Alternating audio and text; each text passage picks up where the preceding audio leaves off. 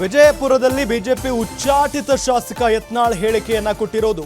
ರಾಜ್ಯದಲ್ಲಿ ಅಡ್ಜಸ್ಟ್ಮೆಂಟ್ ರಾಜಕಾರಣ ಇದೆ. ಭ್ರಷ್ಟ ಯಡಿಯೂರಪ್ಪ ಕುಟುಂಬದ ವಿರುದ್ಧ ಹೋರಾಟವನ್ನ ಮಾಡ್ತೇನೆ, ನಾವು ಮೋದಿ ವಿರುದ್ಧ ಹೋರಾಟ ಮಾಡಲ್ಲ. ಯತ್ನಾಳ್ ಸ್ಪಷ್ಟನೆಯನ್ನ ಕೊಟ್ಟಿದ್ದಾರೆ. ನಾನು ರನ್ಔಟ್ ಆಗಲ್ಲ, ಬೋಲ್ಡ್ ಆಗಲ್ಲ, ಸಿಕ್ಸರ್ ಹೊಡೆಯುತ್ತೇನೆ. ಹೊಸ ಪಕ್ಷ ಕಟ್ಟುವ ಸುಳಿವನ್ನ ಕೊಟ್ಟಿದ್ದಾರೆ ಬಸನಗೌಡ ಪಾಟೀಲ್ ಯತ್ನಾಳ್. ಯುಗಾದಿ ದಿನವೇ ಯತ್ನಾಳ್ ಹೊಸ ಪಕ್ಷದ ಘೋಷಣೆಯನ್ನ ಮಾಡುವಂತ ಸಾಧ್ಯತೆ ಇದೆ. ಬಿಜೆಪಿಗೆ ಸಡ್ಡು ಹೊಡೆಯೋಕೆ ಹಿಂದೂ ಹುಲಿ ಸಜ್ಜಾಗಿರೋದು. ನೋಡಿ, ರಾಜ್ಯದಲ್ಲಿ ಹಿಂದೂ ಪಕ್ಷ ಕಟ್ಟುವ ಅನಿವಾರ್ಯತೆ ಇದೆ. ವಿಜಯದಶಮಿ ದಿನ ಹೊಸ ಪಕ್ಷವನ್ನ ಕಟ್ಟುತ್ತೇನೆ, ಕುಟುಂಬ ರಾಜಕಾರಣ ಭ್ರಷ್ಟಾಚಾರದ ವಿರುದ್ಧ ಹೋರಾಟವನ್ನ ಮಾಡ್ತೀವಿ. ಯುಗಾದಿ ಪೂಜೆಯನ್ನ ನೆರವೇರಿಸಿದ ಬಳಿಕ ಯತ್ನಾಳ್ ಈ ಹೇಳಿಕೆಯನ್ನ ಕೊಟ್ಟಿದ್ದಾರೆ. ವಿಜಯಪುರದಲ್ಲಿ ಉಚ್ಚಾಟಿತ ಶಾಸಕ ಯತ್ನಾಳ್ ಹೇಳಿಕೆಯನ್ನ ಕೊಟ್ಟಿರೋದು.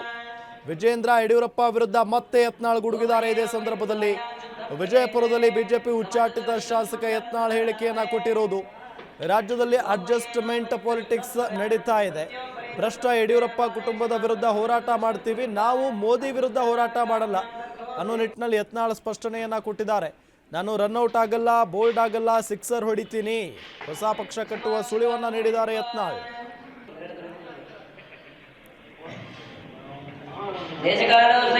ಈಗ ನನ್ನ ಯಡಿಯೂರಪ್ಪ ಅವರ ಮಗನ ಸ್ವಾರ್ಥಕ್ಕಾಗಿ ಹಿಂದುತ್ವದ ವ್ಯಕ್ತಿಗಳನ್ನು ತುಳ್ಕೊಂಡು ಬಂದಿದ್ರು. ಇವತ್ತು ನನ್ನನ್ನು ಸಹ ಹಠ ಹಿಡಿದು ಯಡಿಯೂರಪ್ಪ ಮತ್ತು ವಿಜೇಂದ್ರ ಕೂಡಿ ರಾಜಕೀಯವಾಗಿ ತಾನು ತಮ್ಮ ಕುಟುಂಬಕ್ಕೆ ವಂಶ ಪಾರಂಪರ್ಯ ಮುಂದುವರಿಬೇಕು. ಈ ರಾಜ್ಯದಲ್ಲಿ ಯಡಿಯೂರಪ್ಪ ನಂತರ ವಿಜೇಂದ್ರ, ವಿಜಯನ್ ನಂತರ ಅವನ ಮಗ, ಅವನ ಮಗನ ನಂತರ ಅವನ ಮಗ, ಈ ಸಂಸ್ಕೃತಿ ತರಬೇಕಂತ ಹೇಳಿ ಇವತ್ತು ಈ ರೀತಿ ನಮ್ಮನ್ನೆಲ್ಲ ತುಳಿಯುವಂಥ ಕೆಲಸ ನಾಡಿನಲ್ಲಿ ನಡೆದಿದೆ.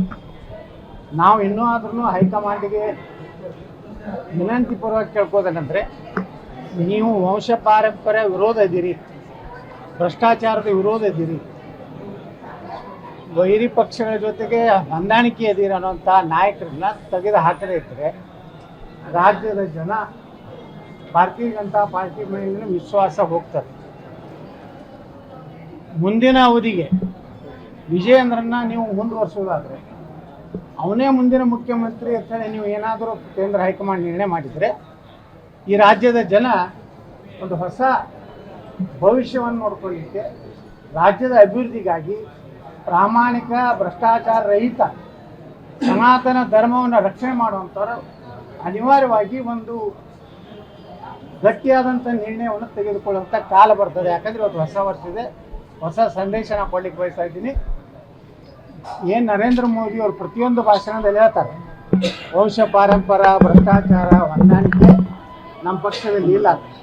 ಆದರೆ ಕರ್ನಾಟಕ ಇದೇನು ಆರ್ಟಿಕಲ್ 370 ಲಾಗು ಆಗಿದೆ. ಕಾಶ್ಮೀರ ತೆಗೆದಾಗ ಕರ್ನಾಟಕದಲ್ಲಿ ಏನಾದರೂ ಲಾಗು ಆಗಿದೆಯಾ? ಕಾಶ್ಮೀರದಲ್ಲಿ ಎಂದೂ ಸೂರ್ಯಚಂದ್ರವರಿಗೆ ಅದು ಹೋಗುವುದಿಲ್ಲ ಅಂತ ಹೇಳಿ ಹೇಳ್ತಿದ್ರು ಕಾಶ್ಮೀರದಲ್ಲಿರುವಂಥ ನಮ್ಮ ದೇಶ ವಿರೋಧಿಗಳು. ಅದು ಕರ್ನಾಟಕದಲ್ಲಿ ಇವ್ರನ್ನ ಯಾಕೆ ನಮ್ಮ ತಲೆ ಮೇಲೆ ಹೇಳ್ತಾ ಇದ್ದೀರಿ? ವಿಜೇಂದ್ರ ಒಬ್ಬ ಮಹಾಭ್ರಷ್ಟ. ಇವನ ಕಾಲಾಗನೇ ಯಡಿಯೂರಪ್ಪ ಜೈಲಿಗೆ ಹೋಗಿದ್ದು. ನಕಲಿ ಸಹಿ ಮಾಡಿದಂಥ ಆರೋಪ ಇದೆ. PSI ಹಗರಣದಲ್ಲಿ ಹೆಸರಿದೆ, 40% ಏನಿದೆ ಅದರಲ್ಲಿ ಹೆಸರಿದೆ.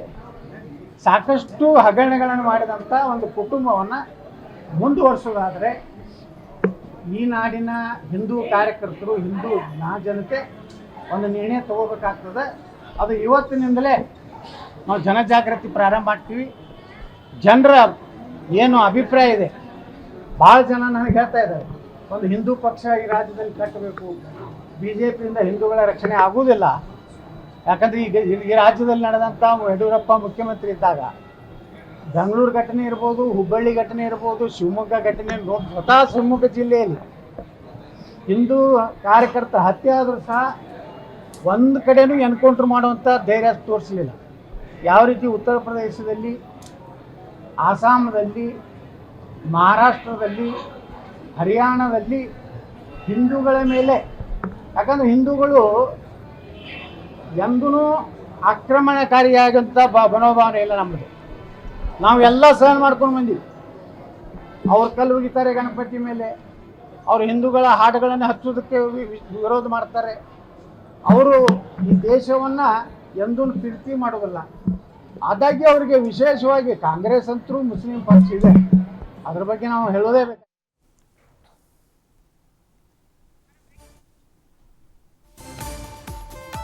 BSY ಕುಟುಂಬದಿಂದ ಎಲ್ಲರಿಗೂ ಅನ್ಯಾಯ ಆಗ್ತಾ ಇದೆ, ಅದಕ್ಕೆ ನಾನು ಈಗ ಬಲಿಯಾಗಿದ್ದೇನೆ.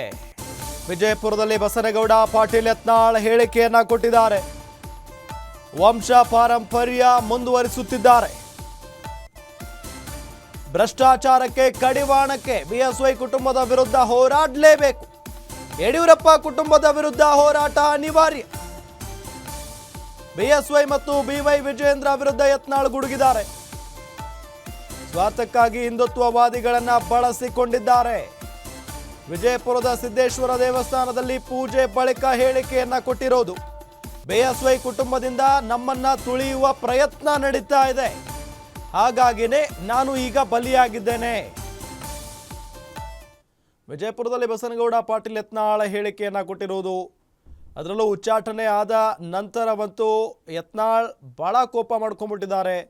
BS ಯಡಿಯೂರಪ್ಪನವರ ವಿರುದ್ಧ ಮತ್ತು BY ವಿಜಯೇಂದ್ರ ಅವರ ವಿರುದ್ಧ ನೇರವಾಗಿಯೇ ಬಹಿರಂಗವಾಗಿಯೇ ವಾಗ್ದಾಳಿಯನ್ನು ನಡೆಸ್ತಾ ಇರುವುದನ್ನು ಗಮನಿಸ್ತಾ ಇದ್ದೀವಿ. ಅಂದರೆ ನನ್ನ ಇವತ್ತಿನ ಈ ಪರಿಸ್ಥಿತಿಗೆ ಅಪ್ಪ ಮಕ್ಕಳೇ ಕಾರಣ ಅನ್ನೋ ನಿಟ್ಟಿನಲ್ಲೂ ಕೂಡ ವಾಗ್ದಾಳಿಯನ್ನು ನಡೆಸಿದ್ದಾರೆ. ಜೊತೆಗೆ ನಾನು ಕೂಡ ಒಂದು ಹೊಸ ಪಕ್ಷವನ್ನು ಕಟ್ತೇನೆ ಅನ್ನೋ ನಿಟ್ಟಿನಲ್ಲೂ ಕೂಡ ಒಂದು ಸೂಚನೆಯನ್ನು ಕೊಟ್ಟಿದ್ದಾರೆ ಯತ್ನಾಳ್ ಅವರು.